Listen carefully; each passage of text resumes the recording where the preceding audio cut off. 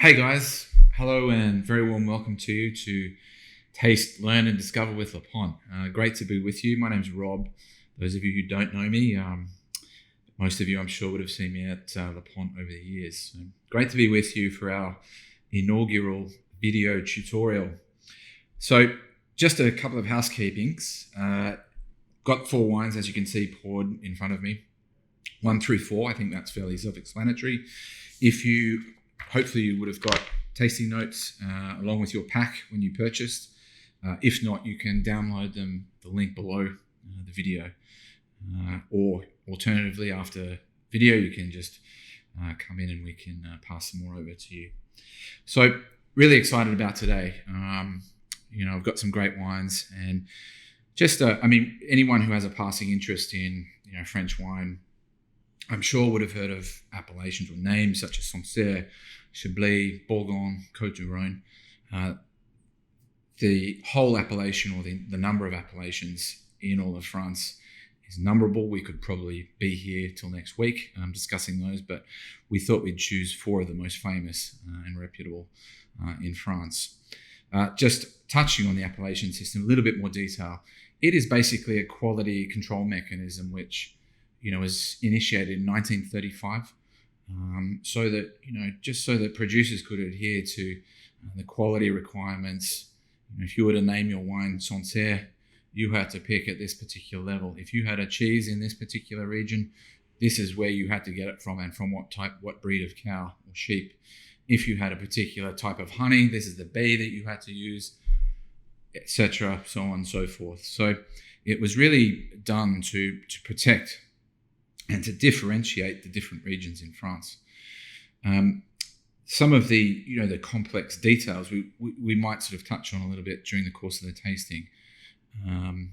So in a nutshell, the appellations control system is essentially linked to the land, or what the French call terroir.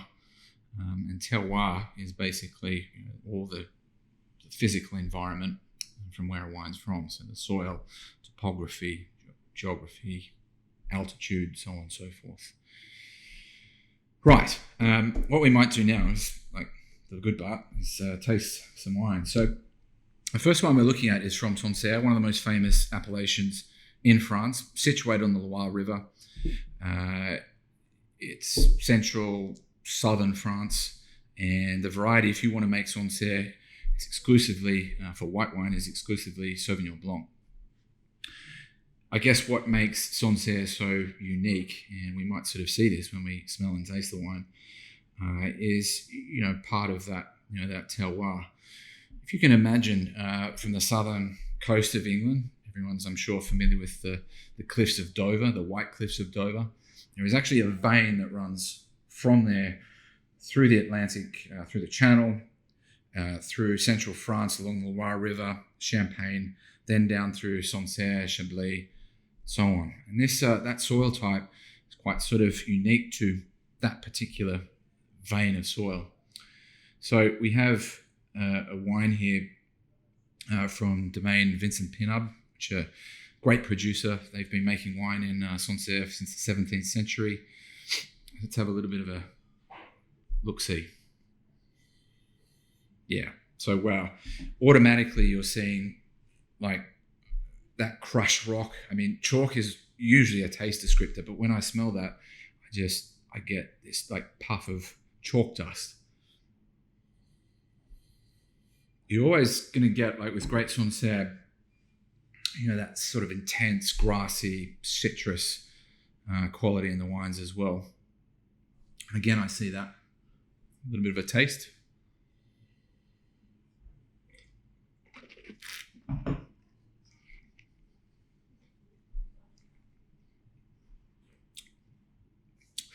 There's obviously great Sauvignon made in many wine regions around the world.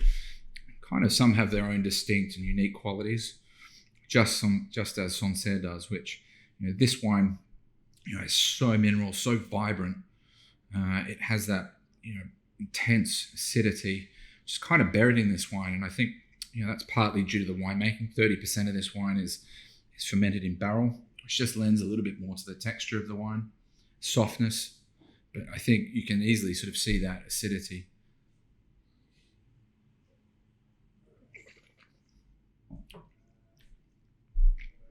A feature of the appellation is what they have on the ground, which are these very small chalk stones, what they call caillots, which are bright white.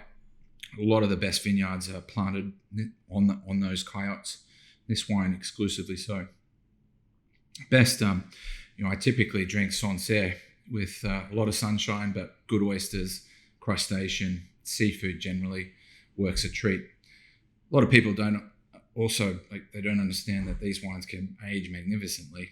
Some of the most age-worthy whites are actually from Sancerre or Puy-Fumé. So don't be afraid to sort of keep them. They do develop lovely sort of honeyed sort of richness with a little bit of age, more complexity. Depends how you like to drink them. So next wine we're going to look at is from Chablis. So again, we just talked about that sort of that chalk feature, which runs through Champagne, Chablis, the Loire Valley. And, Chablis, I guess, is one of the most famous regions in the world. It's certainly one of the most, I think, distinctive wine styles in the world. You can really pretty much taste Chablis in a lineup, and I think it's usually quite identifiable. It was great. I was lucky enough to visit Gerard Duplessis, Lillian Duplessis, who now runs the domain, in July last year. And it was such a treat because I've been a fan of the wines for so long. He's considered one of the next generation, one of the emerging stars, has great holdings across a number of the Grand Crus, Premier Crus, and the wines in the bottle are just absolutely delicious. So Petit Chablis, I guess as far as the appellation goes, is kind of like the entry point for Chablis. And we talked a little bit about the soils. So you've got two distinct types, being Kimmeridgian and Portlandian.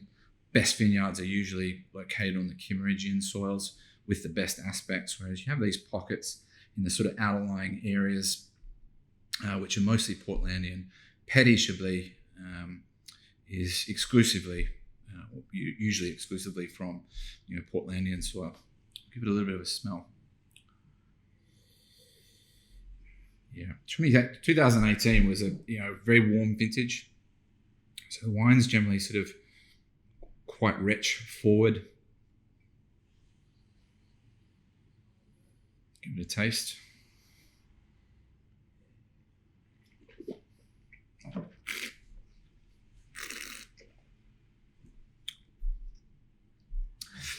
I taste that wine, and there's a lot of, just as a little aside here, indulge me. There's a lot of discussion now about how Chablis is losing its typicity because of, the warmer vintages that they've had, more akin to wines from the Côte de Beaune, which are further south, Burgundy. But I taste that wine and lowly Petit Chablis appellation, and it's just delicious, and I immediately know where that wine is from. It's round and it's quite rich, but it has that sort of, again, that sort of minerality, for want of a better word. Absolutely delicious. Again, Chablis, Petit Chablis, Premier Cru, Grand Cru, these wines are made for, again, the table, crustacean, seafood. Wines with a little bit of age I prefer with sort of baked dishes or warmer seafood dishes, maybe with a sauce. But yeah, very friendly to the table. One more little taste.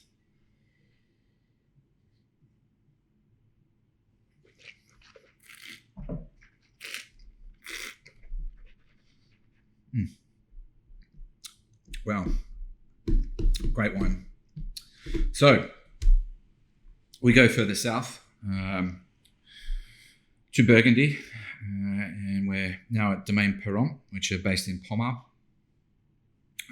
Pommard, historically, a very famous village just outside of Beaune, but today, maybe sort of sits in the shadow, certainly of its neighbour Volnay, and the more famous villages in the Côte de Nuits, Gevrey-Chambertin, Vosne-Romanée, and Nuits-Saint-Georges, and so on.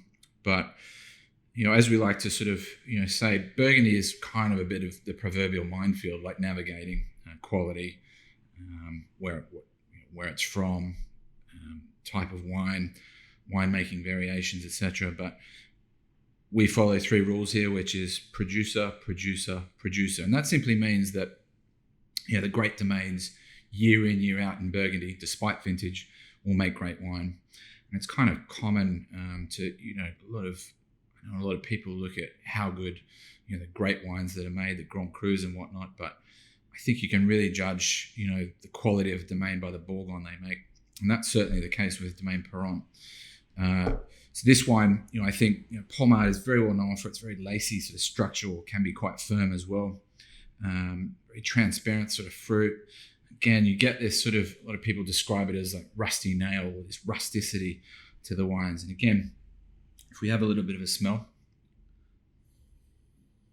I see that in spades just there. Also see a little bit of the age that this wine is. It's 14, so 6 years old.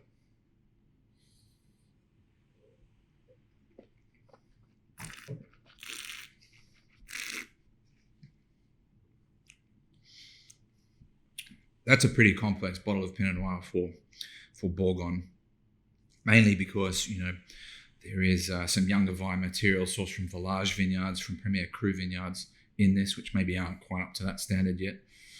The Bourgogne is just situated just below the village. Just beautiful, has those lovely sort of tertiary flavours, lovely balance, lovely weight. We don't want sort of power or extraction or huge sort of volumes of oak in these wines. They're quite delicate. And she's a great winemaker. 14 wasn't without its challenges as a vintage.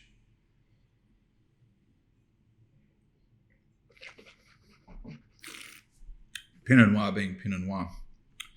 Take your pick with, so versatile at the table. Think game, think beef, think pork, Asian food goes really well. As long as it doesn't sort of, it doesn't clash. And that's, when it's quite delicately styled like this, it's usually very friendly at the table. But we love Domaine Perron, and it's quite interesting just to finish on that wine. She now makes 2 Bourgognes, whereas after 2015, whereas prior to that, all the Bourgogne was folded into one wine, which I think you can see in this. Absolutely delicious. Right, so again, traversing further south, we're in Côte de Rhône. We're in the Rhône Valley, right at the southern part. So those of you who've been to France, Orange is probably the major sort of hub in that area. Côte de Rhône Village sits, the appellation qualitatively sits above Côte de Rhône. So there's just some slightly sort of stricter, we were talking about before, stricter sort of appellation laws as far as yield goes, which makes these wines probably a little bit better than just generic Côte de Rhône. But there is sort of a grey area here. Some Côte de Rhônes can be fantastic wines made from a number of different varieties or singular varieties, whereas Côte de Rhône Village, appellation law dictates that at least 50% Grenache, 20% Syrah, 20% Mourvèdre, not in any sort of order, but it has to have those requirements. So Boutonneau or Côte de Rhône Village attaches its the appellation is attached to around 20 odd villages just outside of Orange. So all these vineyards sort of just scattered quite in a tight knit area. But this wine, since we've opened, has been so popular because I think you can see the sort of generosity of flavour. A lot of people associate that with a lot of Australian wine. So this wine is just, it's not complicated, but it's just, very polished, very soft, great balance. You can see it's a little bit darker in the glass compared to the previous wine. So a little bit of a sniff. And, again, you talk about terroir, but when I smell that wine, it immediately transports me to that part of France, which, is very warm. I was there last year, and I think they had some of the warmest conditions ever recorded in France. And you can sort of see the garrigue, you can see the kirsch, you can see that sort of baked earth quality in these wines, which is why Grenache does so well. Have a bit of a taste.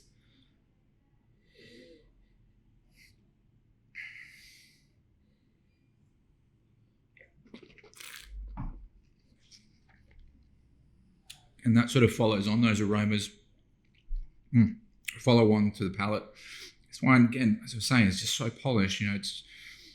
It's hard to get, not hard, but Grenache that's just perfectly weighted. You leave it too long, it ripens too quickly. You get these sort of boiled lollies, confectionery sort of flavors and aromas. Whereas this is just, perfectly pitched. It's lovely ripeness, but certainly isn't green, but is not extracted, or, everything's just in perfect position.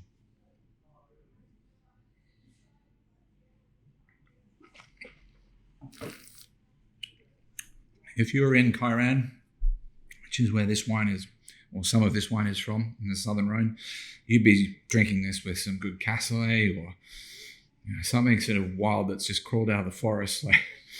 But the wines are, they sort of, I think they certainly sort of, translate, just where they're from. It's fantastic.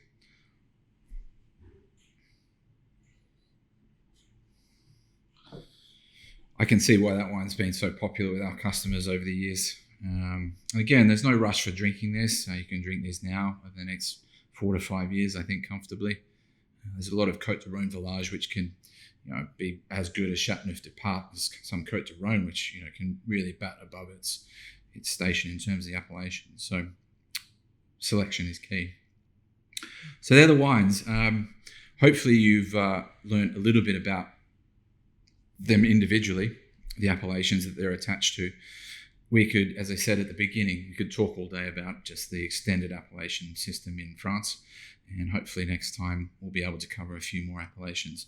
But until then, thanks so much for joining us. Hope you enjoyed.